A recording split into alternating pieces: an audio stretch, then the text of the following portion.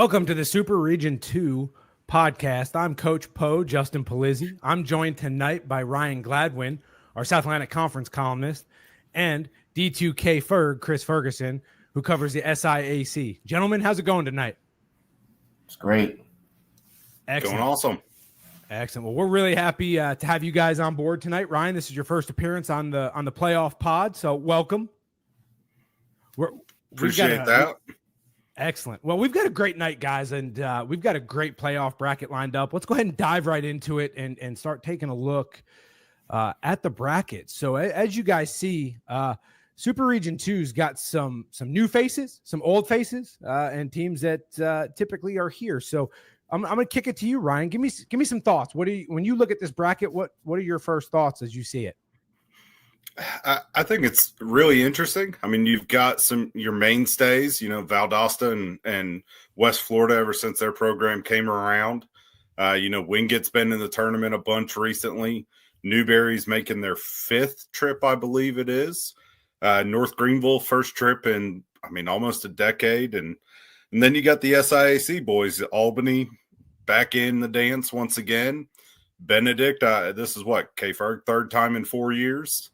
And then, regardless of what folks think, it's awesome that Kentucky State's in the tournament for the first time. Anytime a school makes the playoffs for the first time, it's really, really cool. For sure. It definitely is, guys. It definitely is. And I know, Chris, you've been covering them a little bit this season. As you look at this bracket, what is your thoughts, your first take on this? Well, my first thought was, to have three SIAC teams when, for some years they were pretty lean and struggling just to get into the tournament, it really stands out. And then, last year, Miles, had a first round win, and that just kind of felt like that built momentum for the conference going into this year. I think, to see some of the storylines with some of these schools and how they even got to this point also really stands out.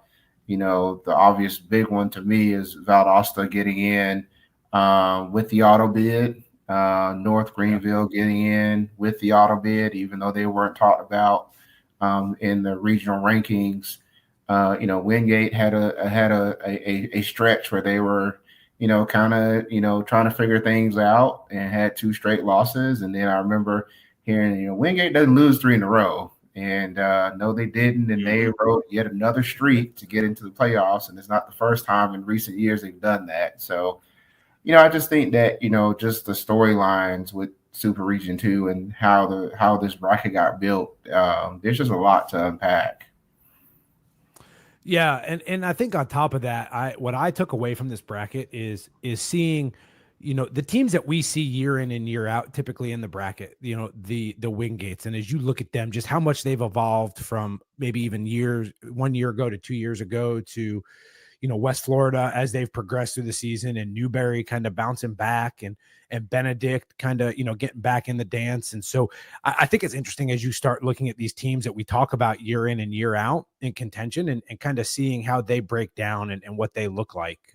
It's really intriguing. So we're going to dive into team by teams that we typically do in this podcast. And we're going to start with the unseeded teams, guys. So we're going to first take a look here.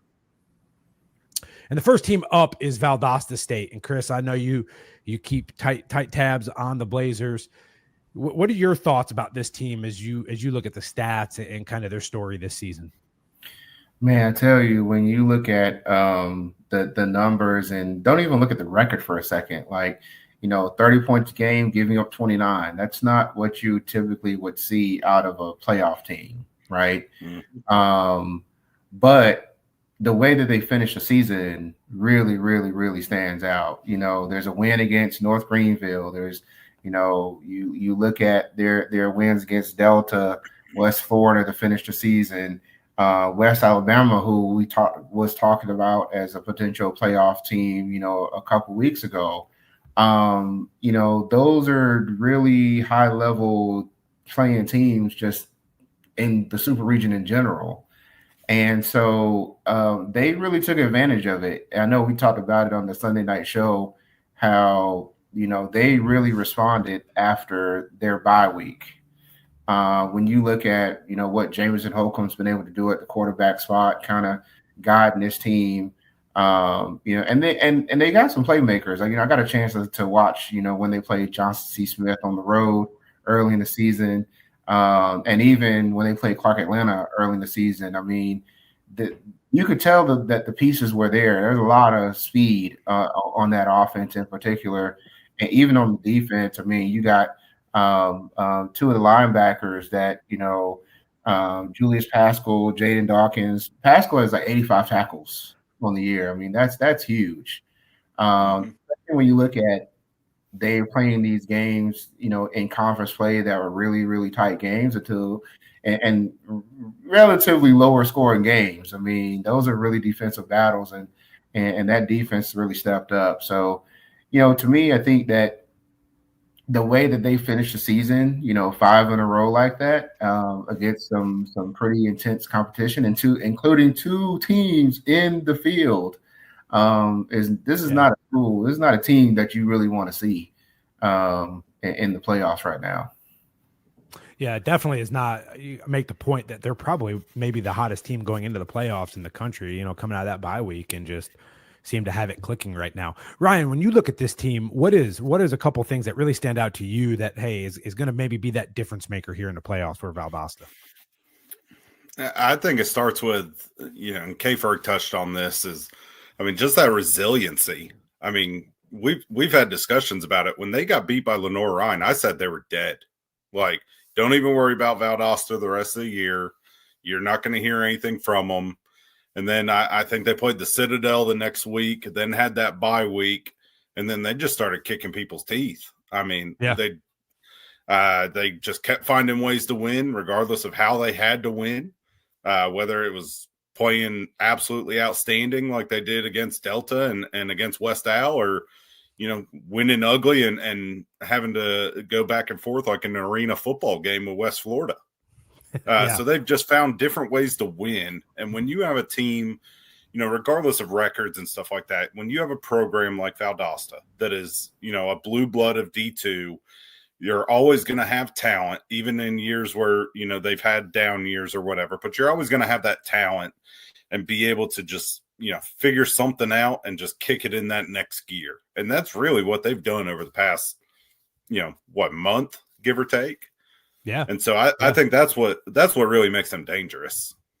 Yeah, for sure. No, I know KFerg, sorry not to interrupt you, Poe, but I know as soon as they won, KFerg texted me and said, I already know they're going to be going to Albany. He knew it immediately. Yeah. But it's a juicy interstate rivalry too. Yeah. Absolutely. Yeah. And that's a great point. We'll talk about that here in a minute, guys. I want to dive into that and that matchup here in a couple minutes. But next up on the docket is North Greenville. And Ryan, I know you get to see these guys a little bit in interconference play. What is your thoughts on North Greenville? Coming to this thing 7-4, they're 6-0 in the conference. What stands out as you've seen them play and progress throughout the season? Well, a little bit of North Greenville is very similar to Valdosta in that the season did not start the way they wanted. They started off 1-3. They got, and I'm looking at the schedule, they got their teeth kicked in by Delta State. Then they get Barton. Then they lost a close one to West Florida, and then lost another close one to West Al. And so kind of the same boat. They're sitting there at 1-3, and then they, whatever was said between coaches, players, etc., basically kicked it into gear. They've gone 6-1 since then. They beat Pembroke twice, and the first time, really, that game the score was closer than the game actually was. I felt like they dominated Pembroke, and so it's just another one of those that getting hot at the right time. Like we talk about March Madness and basketball, you get that team that comes out of nowhere, gets an auto bid, and next thing you know, they're 11 seed that's in the Sweet 16. And so that's what I think of with North Greenville. It does make me a little bit happy, covering the SAC and seeing all the connections with RIP Limestone that North Greenville has. Nate Garner was the coach, or was a offensive line coach, I believe, at Limestone for a couple years. Yeah. Jericho Cotry, one of my favorite college wide receivers of all time, who was the coach at Limestone, head coach last year, and was there a few years as the associate or assistant head coach. And then, we were talking before the show, their offense coordinator is Dustin Knowler, who was terrorizing sack defenses at Limestone the past 4 years. It does make me, a little bit happy for sure to see these guys who don't have the opportunity in Gaffney anymore to head down to Tigerville and have had a lot of success this year. And they're going to be tough out. I mean, because, they gave West Florida all they can handle earlier in the year. Yeah. And Ryan, you hit on that a little bit. That schedule early, it was tough. I mean, they played some tough competition. Ferg, do you think that schedule helped prepare them for what they're facing right now, kind of down that stretch, having to play Pembroke twice and then looking at this playoff field? Yeah, I mean, there's always this thought of, can a team beat another team twice in one season, right? I mean, because, North Greenville is like, I get another chance at West Florida. I know what did not work and what did work in that prior matchup. And so when I look at that, I'm thinking, man, like, they got an opportunity to, put a lot of those naysayers out there, put that to rest and show that they belong in a game like this. And so I think it is a bit of an advantage. They kind of now on the other side, like they had to play, UNC Pembroke, and they also had to be the ones that were hunted, right? And they stood up there. So it's kind of interesting going in, 2 weeks in a row, and you're going from that role of, you don't want to get upset to now you have to be the underdog. I mean, that's what they are. Yeah, absolutely. Absolutely. And I think one more thing on North Greenville, Poe, is, when they were in the Gulf South for years, they were almost always in that 4th, 5th, 6th spot. And so it was always kind of hard, at least in my opinion, to tell how good is North Greenville. I mean, they would always pick off one of the big dogs. But now that they've moved to Conference Carolinas, we kind of can see, okay, they were pretty dang good. They were just in a really deep conference. Yeah, absolutely. I think that's a great point, Ryan. I think, moving into that new conference, and they kind of showcase who they are and what they are, and battle tested, so to speak. And it's been an impressive run so far. All right, Kentucky State, first time in the dance in recent memory. Chris, I know you are on the up and up with Kentucky State. So, give it to us. Give us the skinny on Kentucky State. What can we expect from this team here in the playoffs? Well, Kentucky State is and they went 8-0 to finish the season. They played Albany as their second game of the season. And then they had an FCS matchup. And so, but after that, I mean, they've had opportunities to really do some things, and they've taken advantage of that. A couple of things that really stands out about Kentucky State, they can win in the air and they can win on the ground. I mean, we've seen opportunities where Chad Elsey, the running back, is the one that is sort of powering the offense. And then we've seen opportunities where, either the quarterbacks that they have in Torrance Bardell or Denham Johnson getting the ball to guys like John McCall and those guys doing it through the air. And so, we kind of talk about like Division II.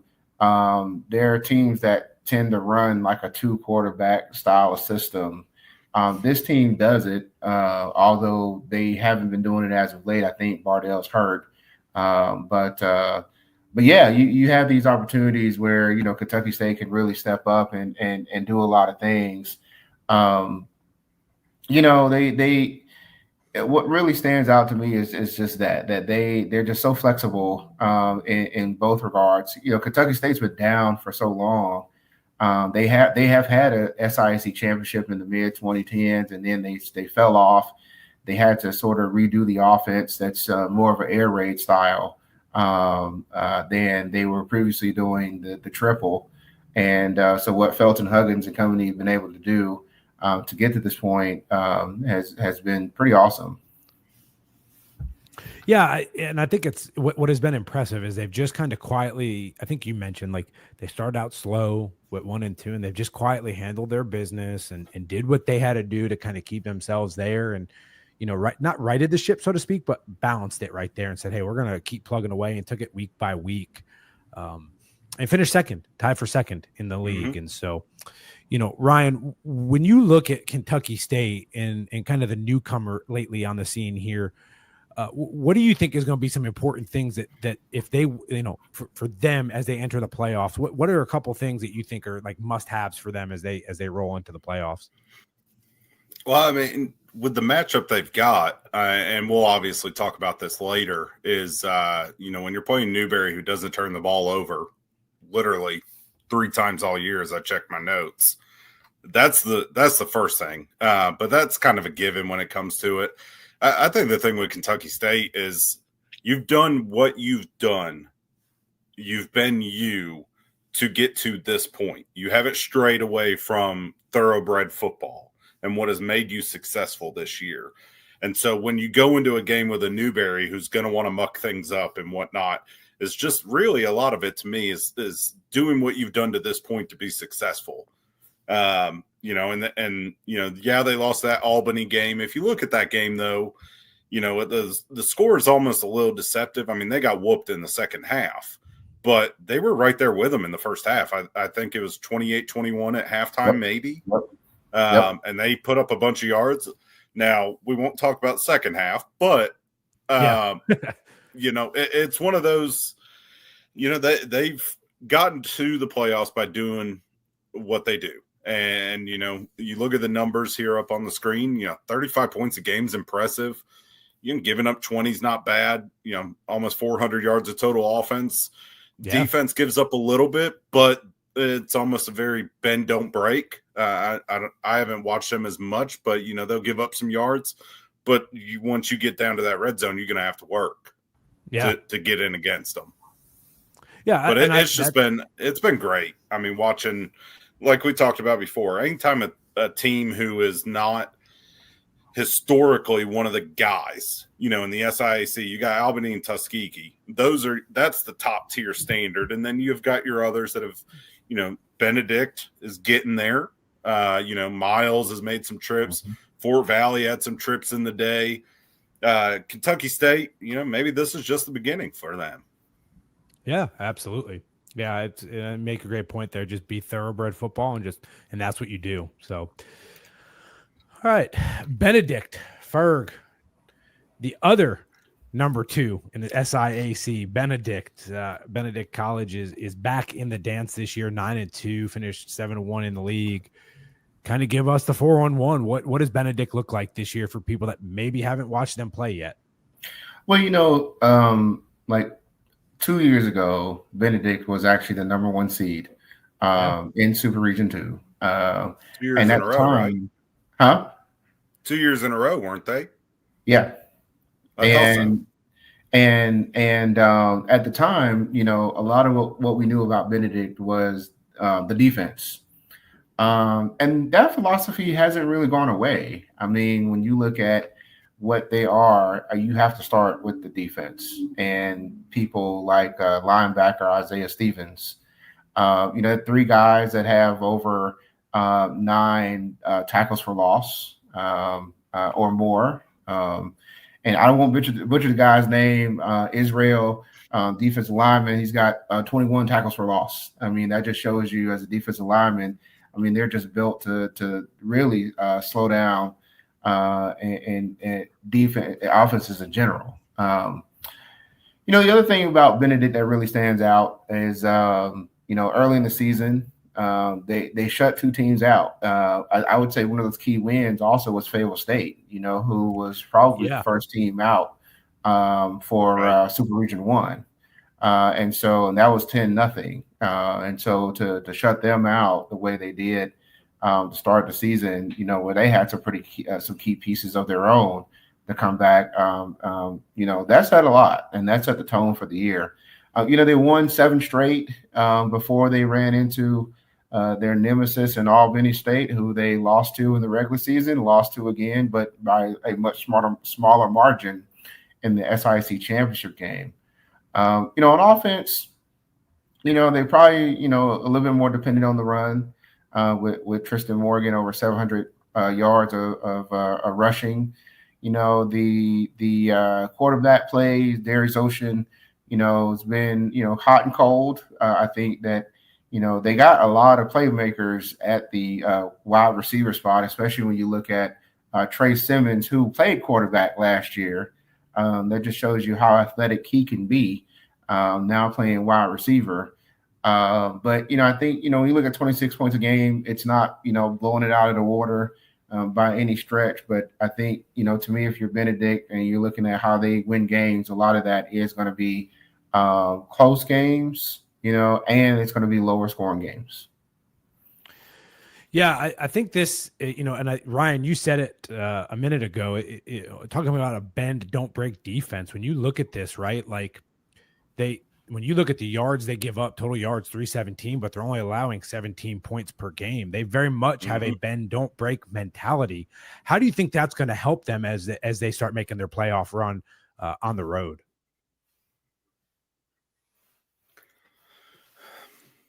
I think a lot of it comes down to the fact that Benedict can win multiple styles of games. So I was looking it up a minute ago. They've got 9 wins, and this is kind of funny to me. 5 of their wins, they scored 16 points or less. The other 4 wins, they scored at least 31. So if you want to have a rock fight or if you want to play arena football, we're going to try and do either way. And so I think that's what can make Benedict makes them interesting. Because if you want to play, like I said, the low scoring game, they won 3 games they won 2 games where they scored 10 points. That's nuts. It's really unheard of. It's really unheard of in today's game of football. Yeah. Mm-hmm. Exactly. And then, they had games where they were dropping 38, 45. They dropped a 50 burger in one game. I think the other thing about Benedict is, they're going to have some of the guys on this team who maybe were on those 2 playoff teams 2 years ago, who they're not going to be nervous. They're not going to, have a little bit of the butterflies and stuff like that. Now, I don't know how many of these dudes are still left because, I believe that they had a lot of guys when it was Coach Cherry, right, that left and went to South Carolina State, I believe. Yeah, Chennis Berry. Yeah. Okay, I got the C and the B mixed. But I remembered he went to South Carolina State, so credit there. I know they lost a lot of guys, but they've also brought in some dudes. Fun fact: Trey Simmons that you mentioned, Ferg, was I believe in 2022, maybe it was 23, was Sac Mountain Freshman of the Year, quarterback at Tusculum. Yep. Okay, well. And that's a great point. And they find ways to win, and that's one of those things that I think is so important in the playoffs because you got to find ways to win. They're going to be on the road. We'll talk about that here in a little bit, but when you're on the road, you got to find ways to win, and this is a team that can do that, and they've shown that this year. So I think that's a great point. Next up are the Wingate Bulldogs. They come in at the number 4 seed in the region. Ryan, you've had an opportunity to watch them a couple times this year. Are they primed to make a deep playoff run here in 2025? I think they are. What is so unique watching Wingate this year compared to last year was really how different of a team they are. When you lose guys, like a Marquise Fleming, who basically is going to have, basically had the SAC Defensive Player of the Year award renamed after him after he won it 2-3 times in a row. When you lose some of the guys that they lost on defense, but also some of the guys they lost on offense. Brooks Bentley, their quarterback, went to New Hampshire. Evan McCray, their best wide receiver, went to, I believe it was UAB. And so there was a lot of questions coming into this year. I know for me, who's going to step up? Who's going to be the guys that are going to do it? But Wingate is so different this year because they're so explosive on offense. I believe they're 15th in the nation in scoring offense. Their scoring is up almost a touchdown a game. Now their defense is giving up a little bit more. But you've got somebody like Ryan Green with 71 tackles. That dude's all over the place. Of course, he's been at Wingate. I mean, good Lord, for 15 years, it seems like. I think that's what makes it different is they are so much better offensively than they were last year. Last year, I felt like they won in spite of their offense. This year, they're winning games because of their offense. When you have a quarterback, like Elijah Holmes, who's, throwing the ball all over the place, Xavier Pugh rushed for over 1,000 yards and I believe broke the sack record for most rushing touchdowns in a season. And that's not even getting to Himes, who is the leading wide receiver of all freshmen in the country. The dude is averaging, a touchdown catch a game and is over 1,000 yards. It's so different watching how Coach Jordan's team has transitioned from last year to this year and how the defense is still good. It's not like they went to Walmart and found a bunch of random dudes to fill in. The defense is still good enough to win them games, but the offense is so different now that I think they're actually better than the team last year who Virginia Union took them to the shed. Yeah. Well, and that's a great point, Ryan. I think as we were doing some prep for this and you really dive into the numbers that Wingate's putting up, we always talk about their defense and how that benefits them when they get in the playoffs. Chris, when you look at their offense, how much of a difference maker do you think that will be for them as they go through the playoffs this year? Well, hanging out on X, I get to see Austin Prohl's account where he tweets out that you have a 1,000-yard rusher and a 1,000-yard wide receiver. That's incredible, right? Mm-hmm. You don't hear that very often at the Division II level when you have that much diversity that you can win on the ground and you can win in the air and you can have game breakers at both of those positions at the same time like that. And I think that gives them a lot of options, and creates them to be a bit of a matchup nightmare in a lot of ways. And hey, those guys may be decoys where some of these other players get to step up. And so to me, I think that that when you talk about the offense, that's a really tough offense to me to defend when you got, some multiple options that can hurt you. Yeah, and mix in a really stingy defense, and boy, you got the recipes of a deep playoff run for any team. You put those together. Next up is Newberry, bounce back team. Ryan, kind of 9-1. Just kind of bounce back. I think kind of came out of nowhere this year. Had a little bit of a down year last year, and then bang, they're back. Come back, win a conference championship. Just talk about that Newberry team that we've seen kind of grow before us and develop as the season's gone on. Yeah, well, and it seems like, we keep talking about all these teams coming into the playoffs red hot. Well, Newberry's won 7 in a row. I think it is. Their last loss was to Catawba in early to mid-September. And it's the way that they've won games that has been just it reminds me a lot of those Jake Delhomme Carolina Panther teams that you thought were just dead. This game's over. I'm going to go do dishes or something. And then the next thing you know, Newberry scored 21 unanswered. And now, granted, they're going to give up a score so that they could get that last second score. Because, I wrote it down. 5 of their 6 wins, or 5 or 6 of their wins, they got the game-winning score in the fourth quarter. 5 of them were in the last 2 minutes of the game. Wow. Yeah. That's not normal. Yeah. And so just watching, they were picked to finish 7th in the conference. Coach Knight comes in. This is their 3rd SAC title in 5 years, 4 out of in the last 10. And really, that COVID year, they were probably the best team in the SAC that year because they played 1 or 2 non-conference games. They went on a streak, and the past 2 years has been bad by Newberry standards, but they've come back, and one of the biggest reasons why is the development of Reed Sharpia from last year to this year. You guys have both been around long enough to know when Newberry is contending, and I've said this God knows how many times, when Newberry is contending, they've got a difference maker at quarterback, whether it's back with Raleigh Yeldell there for a while when they had Drew Harris, in 21-22. And what Sharpie has done has been insane. Last year, he played in 6 games. He had 3 touchdowns, 3 interceptions, and threw for little under 1,000 yards. This year, the dude has got 23, I think it is. Let me double check. 23 touchdowns, 1 interception. His completion percentage went up like 10 or 15 points, and he's thrown for almost 2,700 yards. And really, his 1 interception was a touchdown. It just went to Guy Taylor of Wingate. So, I mean, really, he's throwing touchdowns to everybody. Yeah. But the other thing really about Newberry this year is their defense, to me, is not great, but they're not bad.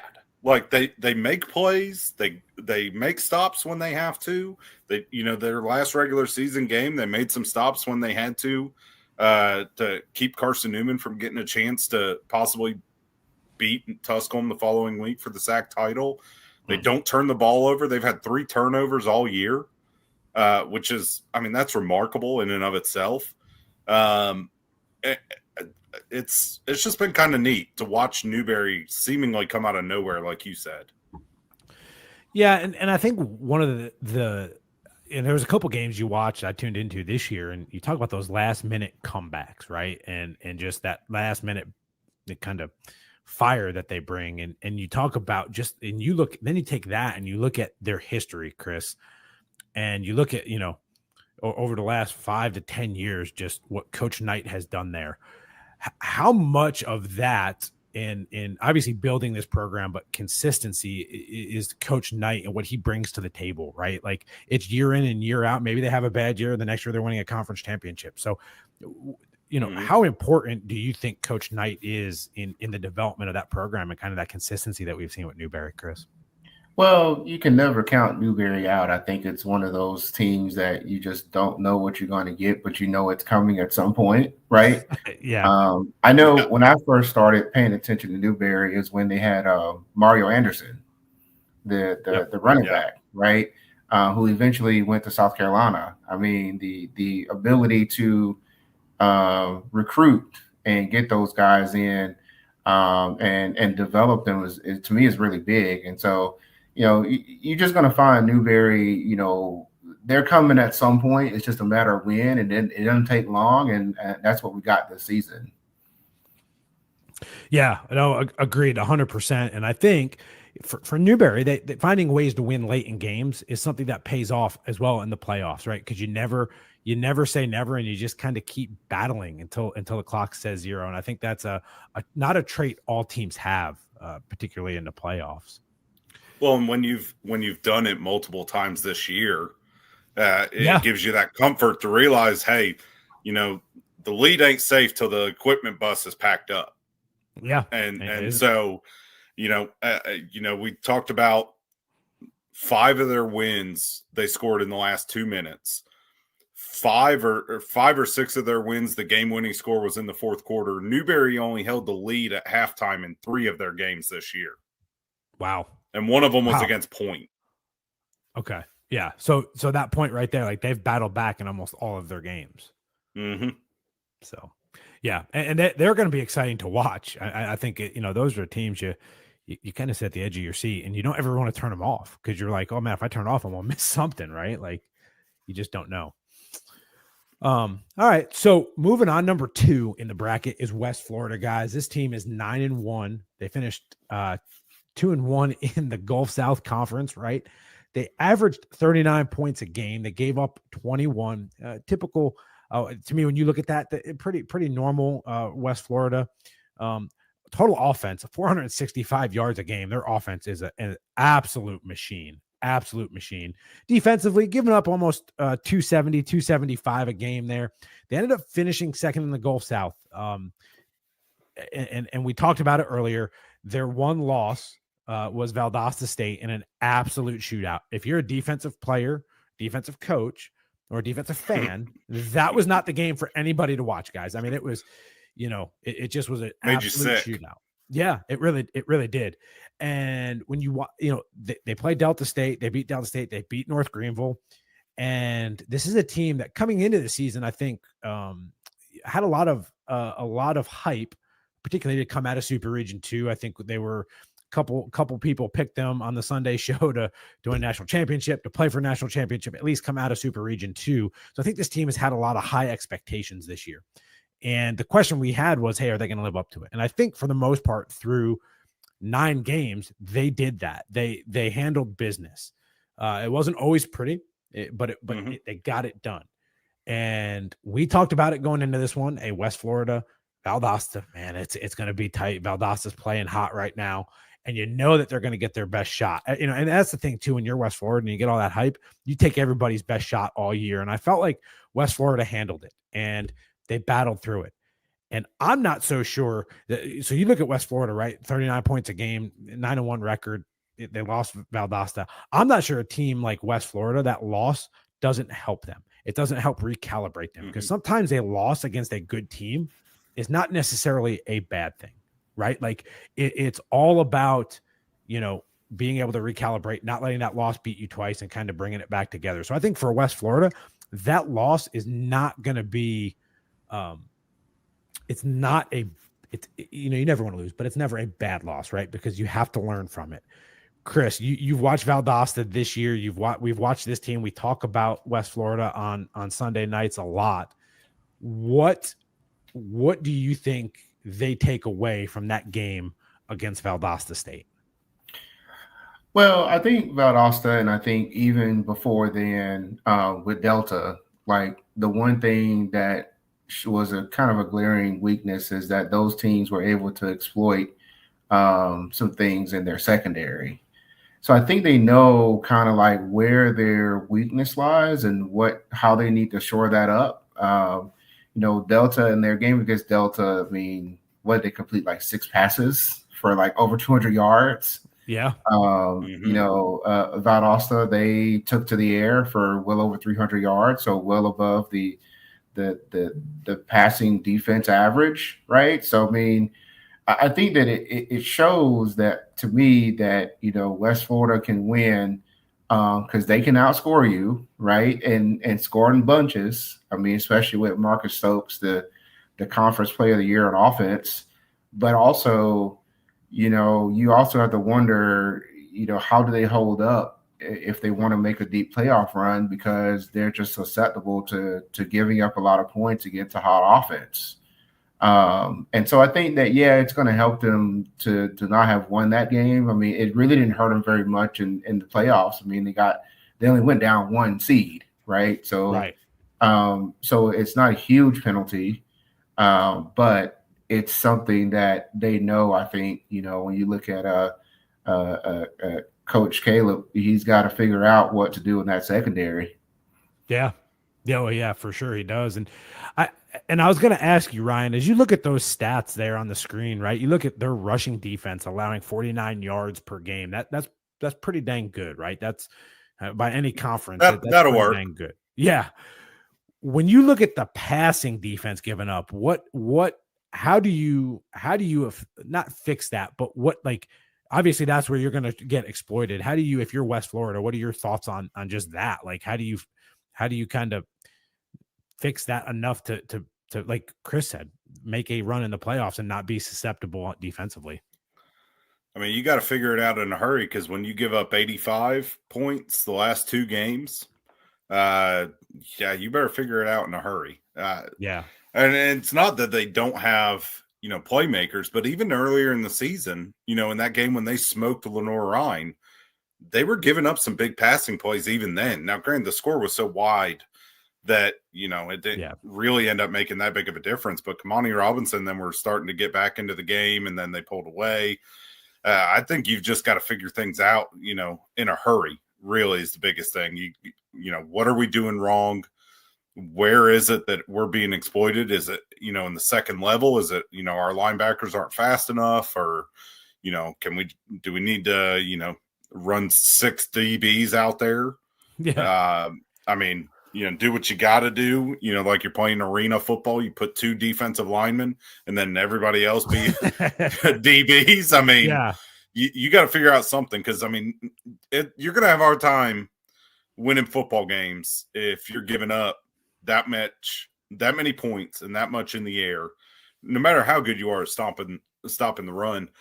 To me, I think the thing with West Florida also is I almost wonder, and I'm curious your guys' takes, if they kind of coasted at times. I mean, they beat up on Lenore Ryan earlier in the year. That was a big deal. I mean, they looked great in that game. Then they squeaked by. I mean, it was 28-7, but they had trouble putting away Kentucky Wesleyan. They gave up 20 to Shorter. Beat North Greenville by 8. North Greenville's a playoff team. Struggled to put away Northeastern State. Northeastern State's had a great year. They beat up on Showan, but even, I almost wonder, did they, kind of get bored, for lack of a better way of phrasing it? That's fair. Yeah. I think that's fair. I mean, when you look at who they had to play at times, like, you go into like a Kentucky Wesleyan or Shorter, you kind of know, like, we just need to get through this game, right? So, but also, we've seen some teams that will play somebody like that. I mean, and they just absolutely just like go for the throat, go for the jugular, right? And so, I kind of wonder. We're going to put 1,000 on these boys. Right. And so I just kind of wonder, like, where's the killer instinct here? Are they dialing it back just on purpose, or where's the killer instinct in something like this? And because I totally agree. Like, I mean, but I also think too, like, like on the flip side, do you think that maybe they underestimated some teams too? Like, they won't ever admit to that, but I mean, come on, everybody knows that can happen. I mean, they'll never admit to it, like I said, but it could happen. I mean, and all this to say, West Florida still went 9-1. Yeah. I mean, I think most folks are still going to say they're probably the best pick to win the region. Yeah. I mean, it's not like they, slipped in or some 16 seed in the March Madness tournament from the Northeast Conference who's there to get a check and a free T-shirt. But I think that there are genuine concerns that maybe we didn't have a couple months ago when we were watching them early in the season. Yeah. We could play that back. We could play that back for when they win every game by 50 in this region, and yeah, right. They send me a T-shirt. Here, stupid. Yeah. Well, but I also think too, like and that's a great point, and I think it's that, but I think it could also be like you look at West Florida. To your point, guys, 9-1. I mean, high expectations. You're going to get everybody's best shot week in and week out, and it gets exhausting because at the end of the day, any of those, maybe if you're not having a great year, but you beat West Florida, that's going to make your season. And you're going to get up for that game. You're not going to run and hide. You're going to say, man, if we beat this team, we're going to make headlines and it's going to make our year. We're not making the playoffs. And that as a team in that position as West Florida, I think you get kind of tired. It gets exhausting, to kind of get everybody's best shot week in and week out, and you can't have a bad game. So when you're the hunted, as you've said before, Poe, when you're the hunted, it gets exhausting after a while. It does. So, unless you're Ferris or. Yeah. For sure. But, either way, I think great season by West Florida. Really excited to see what they can kind of put together here. And the number 1 seed in the bracket in Super Region 2 is Albany State. Chris, 10-1, 8-0 in conference play, won the conference championship. Is this team living up to the hype that we have for them so far? Yeah, I mean, so far, absolutely. And to me, when you look at them, I think it's easy to talk about the offense, but I want to start with the defense, especially what they've been able to do in the passing game, only giving up, less than 200 yards of passing. The defensive back in that secondary in particular really stands out. Tyrell Gainey, 4 interceptions, 2 other guys with 3 interceptions apiece. Robert Floyd, another defensive back, 13 breakups. I mean, they have found ways to really slow down teams in a lot of ways with that passing game. And then you look at the rush defense that I've known and tracked, Albany over the years. And, they've had some years where, they've had even less than 75 yards of rushing a game given up. Yeah. And so 75 is and that alone is already a really strong number. Insane. Yeah. So regardless of what level of football you're playing, you're giving up 75 yards and stuff like that. That's nuts. Those are video game numbers against your little cousin at Thanksgiving. Right. Yep. And then, when you turn to the offense, I mean, you really have to start with Isaiah Knowles, quarterback. He was hurt for a couple games, didn't play a couple games.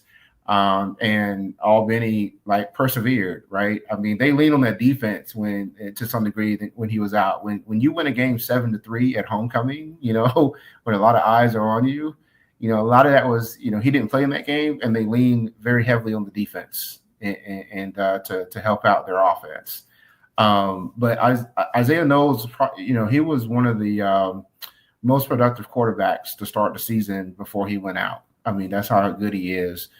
15 touchdowns, 5 interceptions.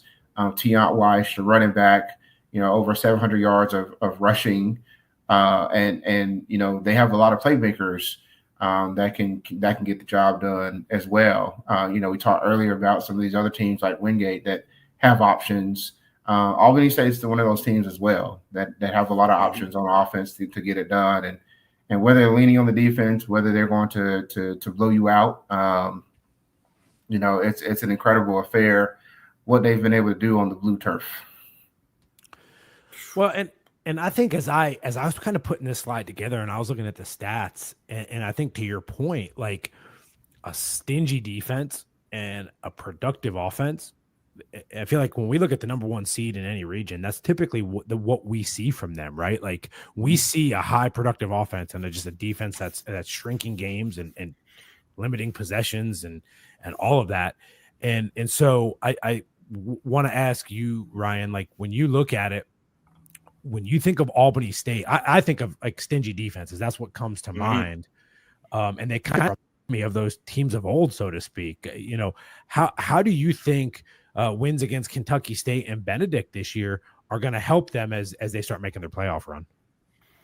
Well, I think it's going to help them because, and we've talked about it before, the SIAC is slowly becoming better and better. It's not like it was, 10 years ago where it was the Golden Rams and, Tuskegee and then a cloud of dust. The league is getting better, and I think that helps. You're also having other programs that are stepping up. I mean, Edward Waters, who has the best Tiger logo of anybody, is getting better. Miles took a step back this year, but they may move things back in the right direction. And you had some other schools in the conference that were better, and so I think that helps. I agree with you, Justin. What I really think about when I think about Albany State is their defense. And part of that was, several years ago when Gabe was there, I had 3 really good friends that coached on that team. And what I think makes this team different from those is that they've got an offense that accompanies that rather than, okay, our defense has got to hold these guys to 15 points or less or we're SOL. And I think that makes this team really more dangerous to make a run than past Golden Rams teams. And they're not number 1 in KPI for no reason. I mean, they're a good football team. Yeah. No, absolutely. And I think it reminds me of teams of old. So I'm really kind of excited to see them as they make this run. So that's going to wrap up, guys, our team by team breakdown. So we're going to dive into our matchups real quick. We're going to start with Wingate at Benedict. I'm curious to kind of get your guys' opinion on the matchup, and we're going to pick these games. Okay, we're gonna go ahead and pick them, put it on the record. We're not going to have a fancy graphic or any special awards, but we're going to make it a little bit more interesting this week, and we're going to go ahead and pick these games. So I'm going to start with with you, Ryan, on this one. Wingate, number 4, hosting Benedict. What is your thoughts on this, and who you taking? So low key, I think this game could be the best one of the weekend. Okay.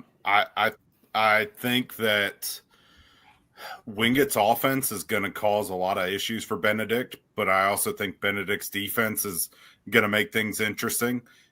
Can their offense keep up with Wingate? Or, I think what could cause them some trouble is if the Bulldogs get ahead and then Benedict's having to play from behind.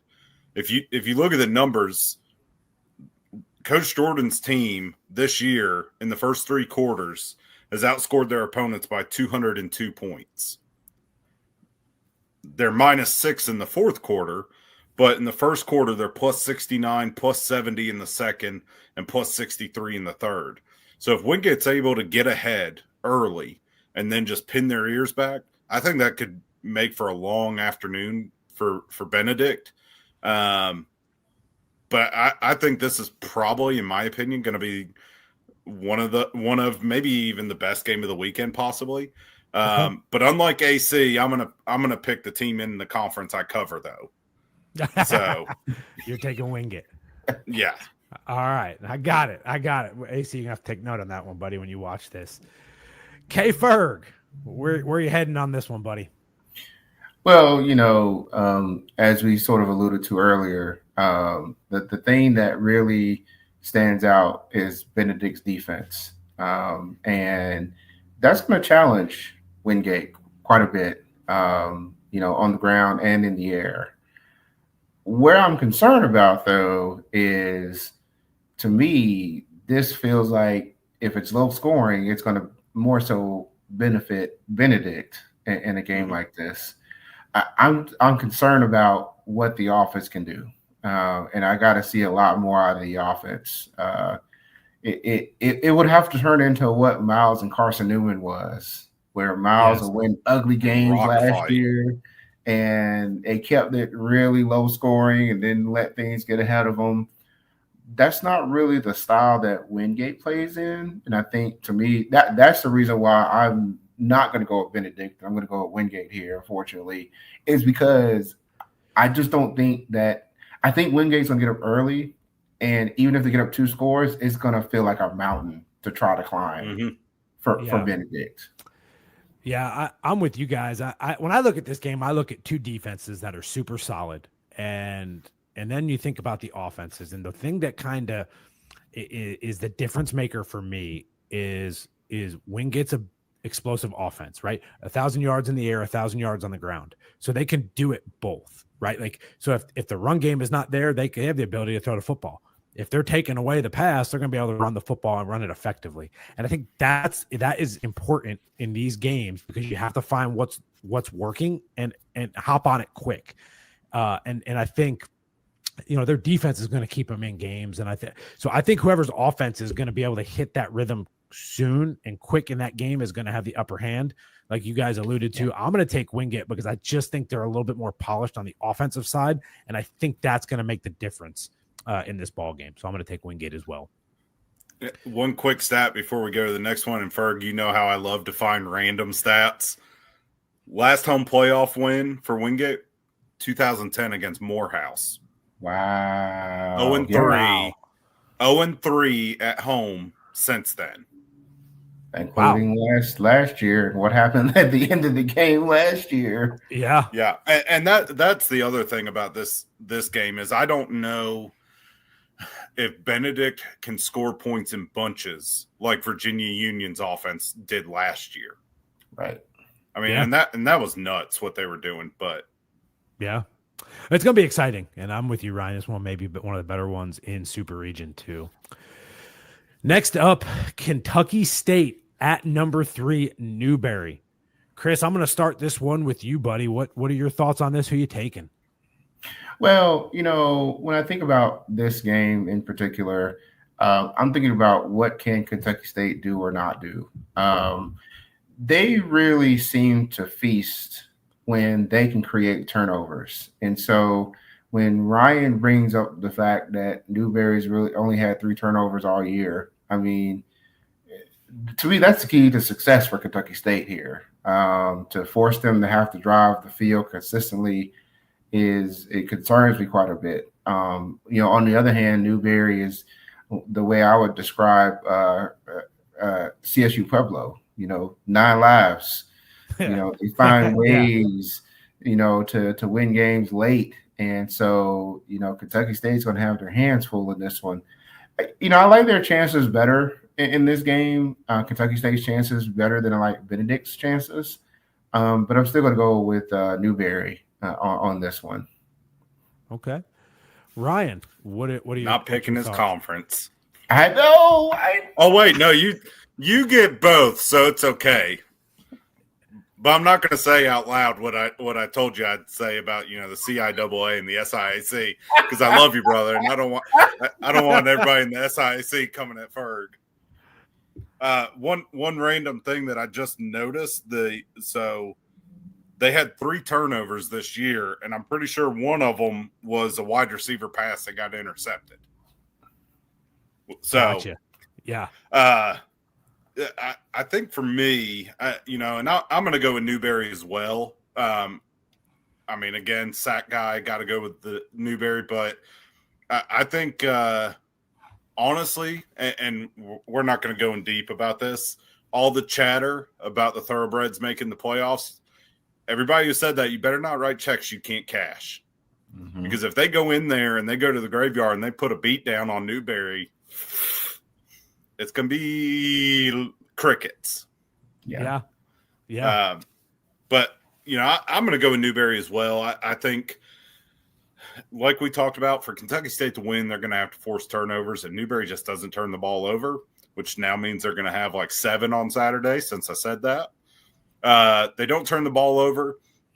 I think if they can try and force Newberry to have to run the ball, because Newberry, they average 107 yards rushing a game, but they don't have, Quez Spells is a good back, but they don't have, a Curtis Allen or somebody like that, or they don't have a Mario Anderson from a few years ago or anything like that. So if they can maybe, force them to try and run the ball a little bit more and kind of get Reed Sharpie out of his comfort zone, I think that would help. And also if they're able to, when you get the ball, to put the ball in the end zone and put pressure on that Newberry defense, I think that's going to be key as well. But I'm going with Newberry also because these dudes just find ways to win games they have no business winning.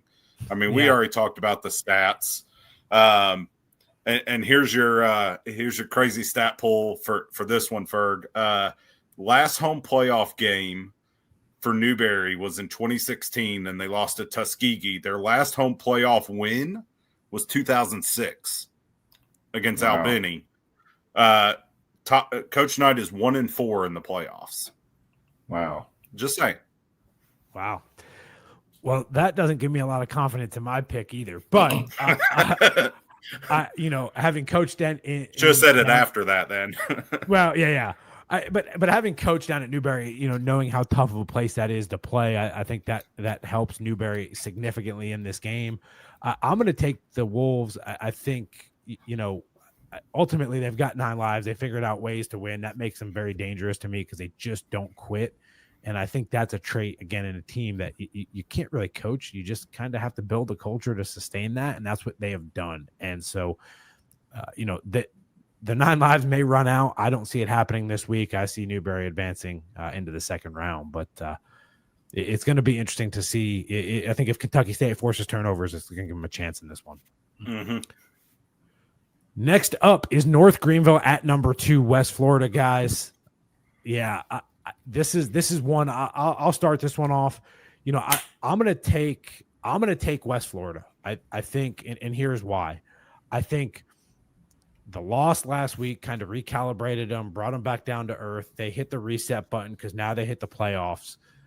It's at West Florida. They play well when they're at home. They rebound well. I'm going to take the Argos in this one, and I think they're going to make a statement after last week.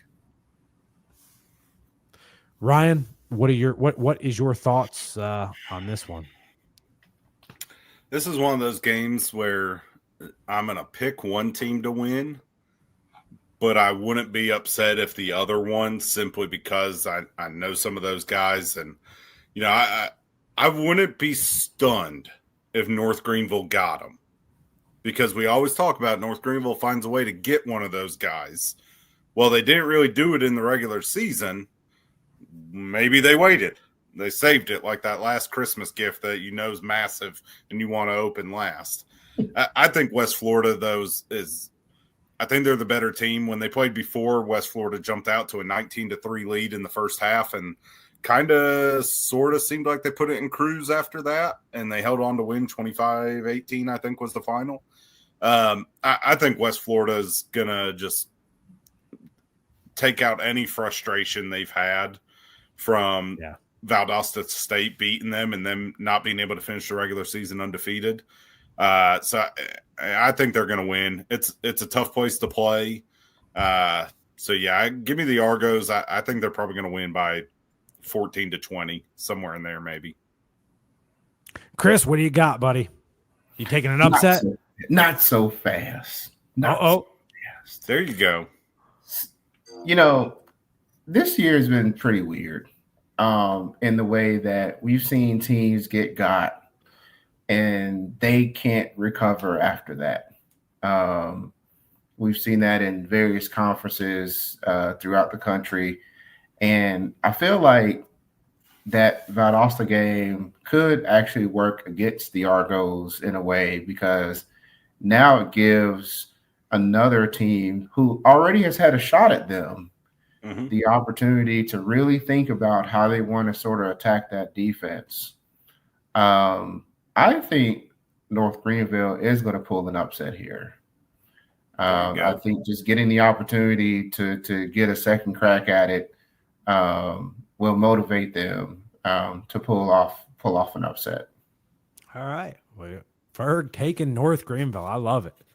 And I think also it may be a little bit of, North Greenville smells a little bit of the blood. West Florida's, they're not unbeatable. So maybe that works out for them too. A North Greenville Newberry second round matchup would be electric in the Palmetto State. Yeah, West Florida probably would love another shot at Newberry from when Newberry went down there and beat them a few years ago. Yeah. Oh yeah, definitely some interesting week two or second round storylines for either team that makes it. And so the last matchup of the weekend, guys, Valdosta State at number 1 Albany State. Chris, I'm gonna kick this one to you first. Ryan, that's exactly how I feel right now. I think that's all how we feel. Chris, where are you going with this one, buddy? I feel like I don't know which way you're gonna go, but this is nail biter. Well, they don't call them the Blazers for how hot they can run, and that's what they are right now. They're hot. When you look at the first half of the season, second half of the season, feels like a totally different team.